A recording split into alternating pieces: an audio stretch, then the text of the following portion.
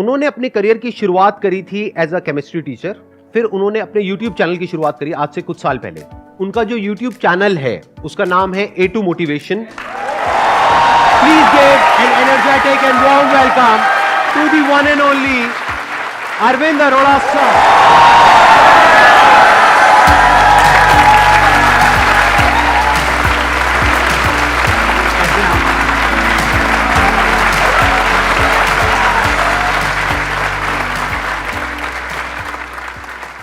कितने लोग जानते हैं इनको?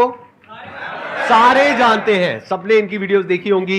इनके बारे में वैसे तो मेरे पास में बहुत कुछ है बोलने के लिए, और अगर मैं बोलता रहा, इनकी तारीफ करता रहा, जो इनकी पर्सनालिटी है, जो इनकी वीडियोस है, तो आई थिंक पूरा सेशन इसी में निकल जाएगा। लेकिन अगर मेरे को शॉर्ट में बोलना हो, सिर्फ एक लाइन के अंदर अंदर जो मैंने ऑब्जर्व किया, इस पूरी दुनिया की पॉपुलेशन कितनी है? 1.5 इंडिया की नहीं, पूरी दुनिया की पॉपुलेशन कितनी है? मोर देन 7 बिलियन, मतलब मोर देन 750 करोड़। उससे ज्यादा इनके चैनल के ऊपर व्यूज है।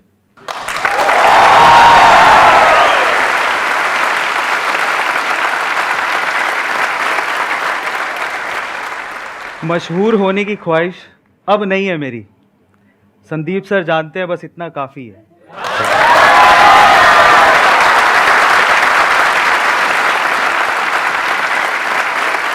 हर बार हम लोग स्टेज पे आते हैं, हमारे लिए तालियां बजाते हैं यार। मैं आपको लिटरली बताता हूँ, एक्चुअली हमारे होस्ट एंड मेरे फेवरेट, मैं जिनका खुद बहुत बड़ा फ़ैन हूँ, एक्चुअली हमें उनके लिए आज स्पेशली तालियां बजानी चाहिए।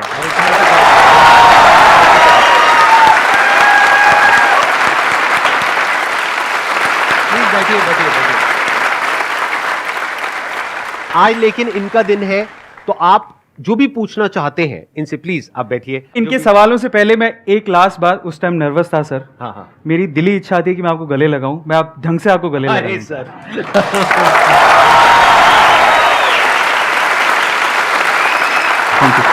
You are doing fabulous job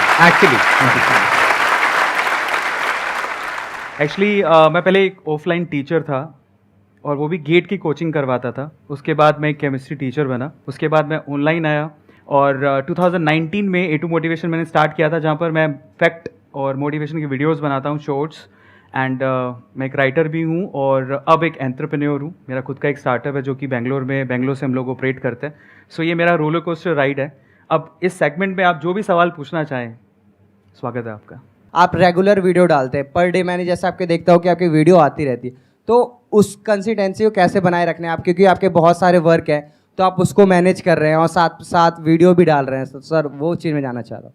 मैं जब YouTube पे आया था तो मैं थोड़ा सा हमेशा फील करता हूँ कि जो आज का यूथ है, वो जब यूट्यूबर्स या सोशल मीडिया पे इन्फ्लुएंसर्स को देखता है, तो वो जनरली देखता है कि बहुत फेम है, बहुत पैसा मिल रहा है, उस वजह से वो लोग इस फील्ड में आना चाहते हैं। ये थॉट प्रोसेस थोड़ा सा नेगेटिव है, क्योंकि मैं इस वे में नहीं आया था। 2014 में मैं बताना चाहता हूँ कि मैं बहुत अपने आप को लकी मानता हूँ कि मेरे पास इतने 6 महीने के पैसे थे कि मैंने ब्रेक लिया। वो थॉट प्रोसेस बहुत इंपॉर्टेंट है, उसी के बारे में अभी बता रहा हूँ। वो 6 महीने का ब्रेक लिया, उसमें मैं खुद को एक्सप्लोर करना चाहता था कि मेरी कैपेबिलिटीज़ क्या है, मैं क्या करना चाहता हूँ। तब मुझे यूट्यूब की याद आई। मैंने कहा एक ऐसा प्लेटफॉर्म है जहाँ पे अगर मैं जो सीखा हूँ उसके अगर मैं एक वीडियो बना देता हूँ और उसे मैं अपलोड कर देता हूँ, तो मुझे अगर आप 10 साल बाद भी देखना हो या मेरे बच्चों को भी सिखाना हो कि देखो मैंने ये इजाद किया था जिसकी वजह से मुझे फैसिलिटेट किया गया था, मैं एक वीडियो अपलोड करता हूँ ताकि ये एक लाइफ टाइम तक सेव रहेगा। मैं इस वे से आया था। मुझे पैसा नहीं कमाना था, मुझे फेम नहीं कमाना था, मुझे अपने लिए वीडियो बनाना था ताकि वो सेव रहे, ताकि 10 साल बाद भी भूल जाऊँ तो मैं रिकॉल कर सकूँ। और जहाँ तक रही अपनी लाइफ को मैनेज करने की चीज़, अगेन वो स्केड्यूल पे डिपेंड करता है। अगर आप प्रॉपरली अपने आप को, अपने स्केड्यूल को मैनेज करोगे तो आप सारी चीज़ें कर सकते हो। पहले थोड़ा डिफिकल्ट लगता था क्योंकि पहले वन मैन आर्मी था मैं, अकेले ही खुद ही स्क्रिप्ट लिखना, खुद ही शूट करना, उसके बाद एडिटिंग में कहीं ना कहीं एक एडिटर था मेरे साथ में, बट फिर भी वहाँ पार्टिसिपेशन था। लेकिन अभी टीम हो गई है तो मैं थोड़ा टाइम मेरा बच जाता है, अगेन थोड़ा ज़्यादा ही बच जाता है, तो मैं उसमें थोड़ा बहुत एक बुक लिखी है मैंने, वो भी लॉन्च हो गई है, उस पर भी मैंने काम किया और फाइनली मैं अपने स्टार्टअप पे भी काम कर रहा हूँ। So it's all about your scheduling. अगर आप अच्छे से टाइम मैनेजमेंट, जो कि स्किल संदीप सर भी सिखाते हैं, अगर वो सीख लें, अपने आप को मैनेज करना सीखें, और सिर्फ लिखने से कुछ नहीं होता। आपने पेपर पे लिख लिया मैं इतने बजे उठूंगा, commitment is very much important.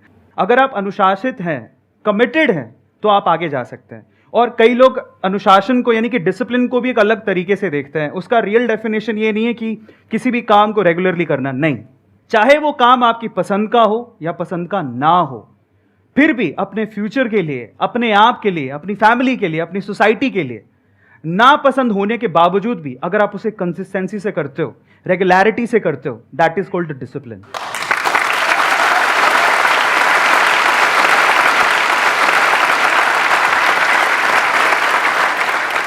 मेरा एक छोटा सा सवाल है कि हम जैसे आर्टिस्ट लाइन या फिर हम यूट्यूब शुरू करते हैं तो अक्सर एक ब्रेकडाउन टाइम आता है। हर किसी की लाइफ में ये टाइम आया होगा या आएगा, जो स्टूडेंट है या उसकी लाइफ में अभी आएगा, तो बहुत डिमोटिवेशन होता है उस टाइम पे कि अरे हमारे साथ फैमिली भी सपोर्ट नहीं करती कि अरे ये क्या यूट्यूब शुरू कर दिया है ना। मतलब वो एक सोर्स नहीं मानते इसको, क्योंकि हर पेरेंट्स चाहता है कि हमारा बेटा डॉक्टर बने, इंजीनियर बने, ये बने वो। कभी कोई ये नहीं चाहता कि तुम जाओ आर्टिस्ट लाइन में, जाओ हीरो बनो, हीरोइन बनो। कोई सपोर्ट नहीं करता।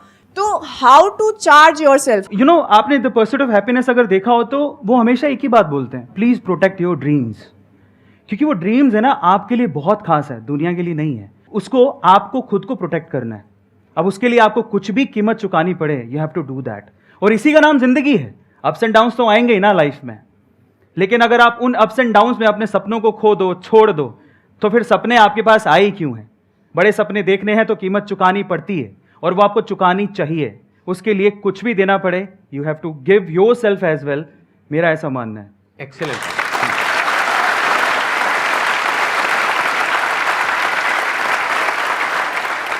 मैं आपको बताता हूँ कि ये बात है, जब मैं बहुत छोटा था, मेरे मामा, मेरी नानी, हम लोग सब साथ में बैठे हुए थे। तो मेरे मामा ने मुझसे पूछ लिया कि जैसे बाय द वे तू करना क्या चाहता है। मैंने कहा बहुत बड़ा आदमी बनूंगा। मतलब मैंने अपने आप को कभी कम आंका ही नहीं, लोगों के सोचने से फ़र्क नहीं पड़ता। मैंने बोला बहुत बड़ा आदमी बनूंगा, मैं बाहर जाऊंगा कुछ करने के लिए, इंजीनियरिंग करूंगा। तो मेरे मामा हंसने लग गए। ऐसा होता है जनरली, लोग फैमिली में होता है, आप लोग कोई ना कोई आप पे हंसा होगा। तो उस दिन वो हंस लिए, मेरे मामा उस दिन हंस लिए। काश वो ना हंसे होते तो आज मुझे यहाँ ना देख रहे होते, पर हंस लिए। तो अच्छा है ना। तो अच्छा, तो हंसते मुझे बोले कि एक्चुअली मेरे जो फादर हैं वो शॉपकीपर हैं सर, बहुत छोटी सी दुकान है। तो मेरे मामा ने मुझसे उस दिन जो स्टेटमेंट कहा, वो मेरा one of life changing moment है। ही वो सेइंग कि मैं तेरे पापा को जानता हूँ, तू कल भी दुकान पे बैठता था, क्योंकि मैं 7 साल की उम्र से दुकान पे बैठ रहा था, कि तू कल भी दुकान पे बैठता था, आज भी दुकान पे बैठता है और कल भी दुकान पे बैठेगा। मैं मन में क्या सोच रहा था पता है? मैं बहुत छोटा था, मैं मन में क्या सोच रहा था, यार इसने मेरा भविष्य लिख दिया। कमाल है, मतलब प्रेडिक्ट कर दिया। अब ये भविष्य ऐसा होना नहीं चाहिए, उसकी जिम्मेदारी मेरी है, उसको तो बदल के रहूंगा।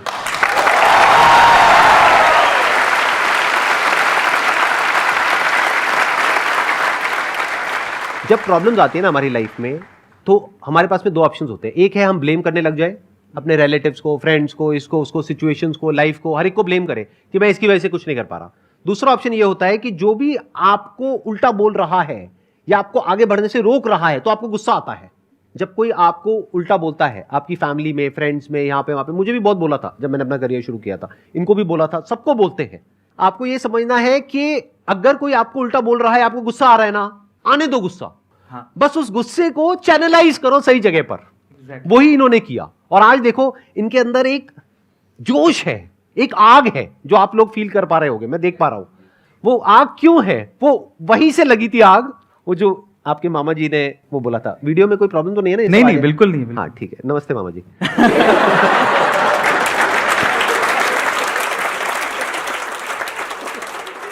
मैं आपसे पूछना चाहता हूँ कि how to be clear on thoughts, मतलब जो हम सोचते हैं और उसको इम्पोज भी करना है। और कई बार डिसीजन मेकिंग में भी हमें मतलब दिक्कत हो जाती है कि कोई डिसीजन ले तो लेते हैं लेकिन उसको अप्लाई नहीं कर पाते। बहुत अच्छा सवाल है। क्लैरिटी में एग्जांपल देता हूँ, ज़्यादा इंपॉर्टेंट है। मेरे फादर मुझे जाने नहीं देना चाहते थे बाहर। मैं इकलौता था, शॉप थी, उनको ये था कि संभालेगा कौन। तो हमेशा जब भी मैं बाहर जाने की बात करता था तो वो कहते थे कि नहीं, पॉसिबल नहीं है। जैसे भी जिद करके मैं निकला बाहर, क्योंकि फादर का कहना था कि भी 2 सिस्टर हैं, शॉप पे कौन बैठेगा, उनकी शादी भी करनी है, जो होता है नॉर्मल फैमिलीज़ में। पर फिर भी लड़ वड़ के साइन करवाया, एजुकेशन लोन लिया, निकले बाहर। अब क्यों गए थे ज़रा समझने की ज़रूरत है। विजन ये था कि मुझे फैमिली को प्रूफ करना है। मेरे मामा जी ने कहा कि भैया तो कुछ कर नहीं सकता, मेहनत करके सिलेक्शन हुआ है। पापा ने एजुकेशन लोन पे साइन करने तक से मना कर दिया था, फिर भी जिद करवा के किया। क्यों किया? वो इंपॉर्टेंट था कि मुझे मेरी लाइफ में कुछ करना था, मुझे इंजीनियरिंग करनी थी। अब क्लैरिटी थॉट क्या है ज़रा समझते हैं। यहाँ से मुझे मेरा करियर बिल्ड करना है, बहुत कुछ पीछे सुन के आया हूँ और बहुत कुछ लोगों को बताना है और प्रूफ करना है, लेकिन जब मुझे मौका मिला तो मैं भी बहक गया। जब बाहर निकला मैं तैयारी करने के लिए सर, तो अगेन पता नहीं कैसे बताऊं, बट वहाँ पे एक लड़की थी। बाहर जाने के बाद जब हवा लग जाती है, फ्री हो जाता है इंसान, उसी की तरफ दौड़ता है। तो मेरे साथ सेम हुआ। उनको जब पहली बार देखा मैंने तो बस दिल के तार बज गए, पता नहीं क्या हुआ। पर एक बात मैं बोलता हूँ यहाँ पे, अगेन करने कुछ और आया था, पढ़ाई करने आया था, तैयारी करने आया था ताकि मेरा कॉलेज में सिलेक्शन हो, लेकिन वहाँ पर इस चीज़ में अगेन साइड में हो गए, डाइवर्ट हो गए। बिकॉज उस टाइम पे क्या मुझे एनर्जी बहुत थी, जैसे आज आप फील कर रहे हो इससे 10 गुना ज़्यादा थी। मुझे ऐसा लगता था मैं बहुत कुछ कर सकता हूँ, लेकिन वो जो एनर्जी होती है उस टाइम पे स्कैटर्ड होती है, इस वजह से आप बहक जाते हो। लेकिन उसे अलाइन करना बहुत ज़रूरी है और उसके लिए एक पर्सन चाहिए जो आपको समझ सके। तो मुझे लगता था कि यार ये मेरी फ्यूचर वाइफ हो सकती है, ऐसा करके। यस। जिन लड़कों को प्रॉब्लम होती है ना, जिनको लव एट फर्स्ट साइट हो जाता है, उनसे ना मैं आपको एक सवाल पूछता हूँ। सवाल ये है कि जिस मोहतरमा के ख्यालों में आप 24 घंटे मशरूक हैं, जिस मोहतरमा के ख्यालों में आप 24 घंटे मशरूक हैं, वो सिर्फ आप ही की है, इसका कोई प्रूफ है?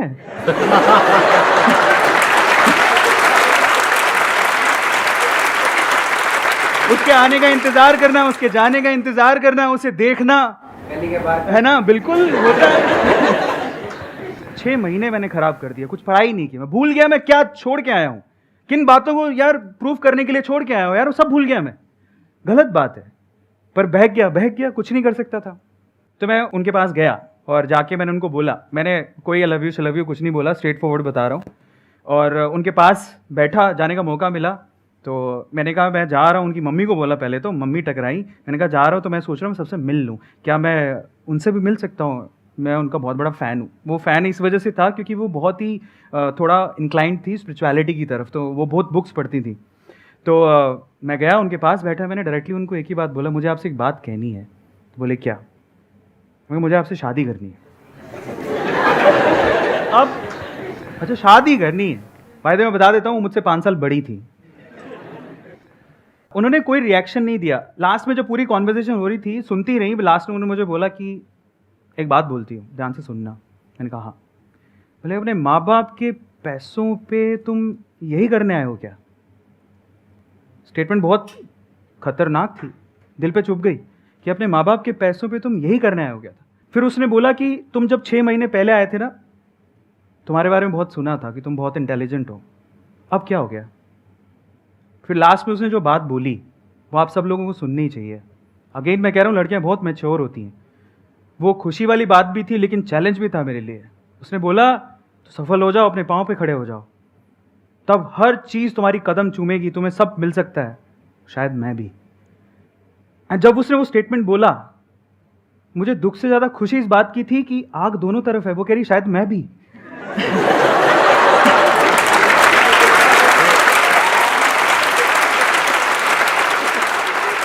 आज वो मेरे साथ है और मेरी सफलता में उसका पूरा हाथ है।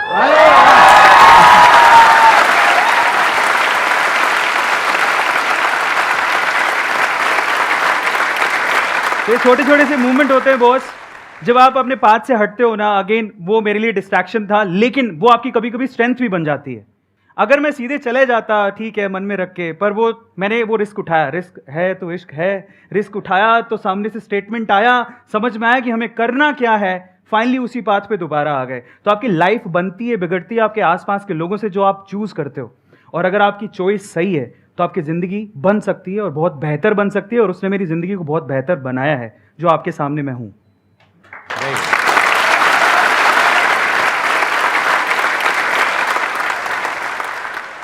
क्वेश्चन ये है कि आपने जैसे बोला कि दैट बर्निंग फायर होना चाहिए या कुछ है, अगर वो स्टिल एग्जिस्टिंग है, but being a special educator क्या रहता है कि हमारा तो वर्क है, but parents are also expecting more as compare to the main streaming student. तो that exertion on the existing job और वॉट एवर द करियर अगर होता है तो वो कैसे मतलब रिजॉल्व होगा? अगर आप करियर को चूज कर रहे हैं तो प्रॉब्लम ये होती है कि दूसरों की एक्सपेक्टेशंस क्या हैं, दूसरे क्या सोचते हैं, कौन सा करियर बेहतर है, कौन उस करियर में अच्छा कर रहा है, हम वो फॉलो करने की कोशिश करते हैं बजाय अपने पैशन को देखने के। मैं बड़ा खुश हूँ इन्होंने कहा कि मैंने उस करियर को चूज़ किया, जनरली लोग जाते नहीं हैं। बहुत बढ़िया बात है यार, मानना पड़ेगा, बिकॉज आप लोग बहुत बढ़िया, बिकॉज आप लोग समझ लीजिए कि आपको जो शोशा वाली ज़िंदगी दिखती है ना, इन्फ्लुएंसर्स वाली, वो दिखने में अच्छी है, उसको मेंटेन करना हार्ड है। आप सिर्फ उनको देख के मत जाओ, आपका कोई पैशन या स्किल सेट है तब आप जाओ। और इंडिया को सिर्फ इन्फ्लुएंसर्स की ज़रूरत नहीं है, बाय द वे। हमें बहुत सारे फील्ड में, हमारे इंडिया में यूथ बहुत अमेजिंग है, बहुत। लेकिन प्रॉब्लम क्या है, सोशल मीडिया पे दिखता है तो हम फॉलो करने लगते हैं, अपने पैशन को भूल जाते हैं, या आपका जो स्किल सेट है, जो आप जिस चीज़ के लिए बने हो वो भूल जाते हैं। करियर पे ध्यान रखिए, अपने करियर को चूज करने के लिए, दूसरों को दिखाने के लिए या दूसरों के एप्रिसिएशन के लिए करियर को चूज मत करो, या दूसरों के एक्सपेक्टेशंस पर खरे उतरने के लिए अपने करियर को चूज मत करो बॉस। अगेन कह रहा हूं, जिंदगी आपकी है, सपने आपके हैं, आप अपने हिसाब से अपने करियर को चूज करिए। आपका पैशन क्या है, आपकी पॉजिटिविटी क्या है, आपके कैलिबर्स क्या है, उसके हिसाब से अपने करियर को चूज करना बहुत ज़रूरी है। मैंने अभी थोड़े दिन पहले एक स्पिरिचुअल गुरु है, she is really amazing, Jaya Kishori ji, उनके साथ एक पॉडकास्ट किया था, उनका नाम लेना चाहूँगा मैं, और वो पॉडकास्ट अभी रिलीज़ हुआ है। तो उनसे मैंने एक चीज़ सीखी। देखिए, लोग आपको बहुत कुछ कहेंगे, बहुत कुछ, वो गाली भी निकालेंगे, आलोचना भी करेंगे, they will abuse you, they will criticise you. यार वो लेना नहीं लेना आपके हाथ में, इग्नोर कर दो, छोड़ दो उसको। हार्ड है, लेकिन अगर आपने ये कला सीख ली कि दूसरों के क्रिटिसिज्म को कैसे एक एक लाइन के बाद, एक बाउंड्री के बाद अपने तक आने ही नहीं देना है। अगर आपने 200% किया है ना, that's it, straight forward, simply बोल रहा हूं, दूसरों की क्रिटिसिज्म को भूल जाओ। अगर मन से सेटिस्फैक्शन है ना कि मैंने बच्चों के लिए बहुत दिन रात मेहनत की है, 200% दिया है, क्रिटिसिज्म मैटर ही नहीं करता, जब तक आपका मन आपको अप्रिशिएट कर रहा है। और आपके मन का अप्रिशिएशन बहुत ज्यादा मायने रखता है।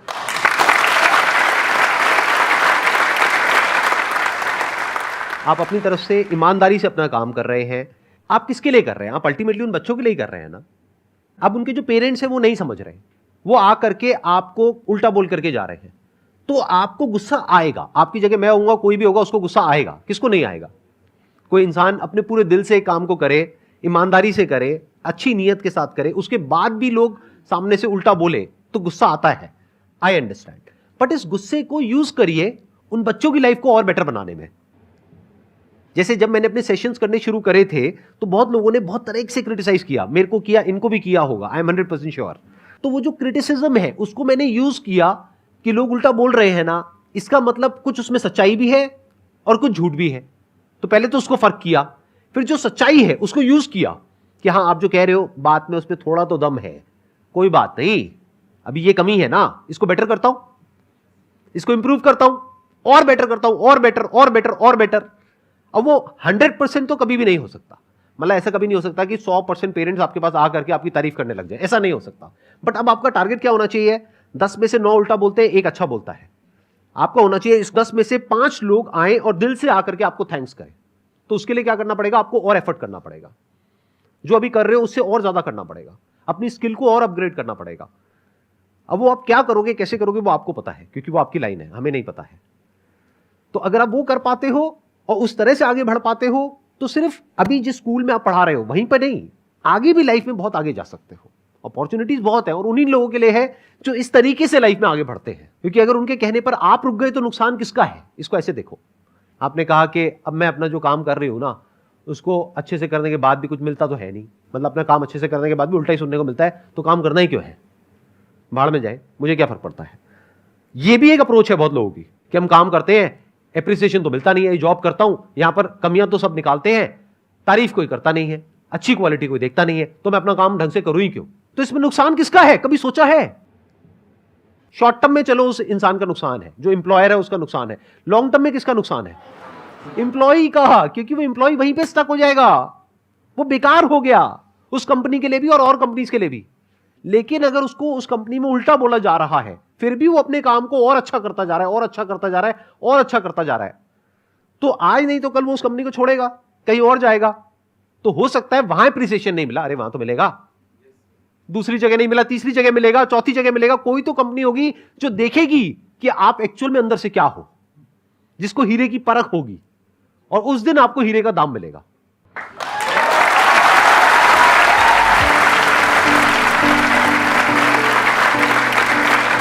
It was really a pleasure meeting you and pleasure talking to you.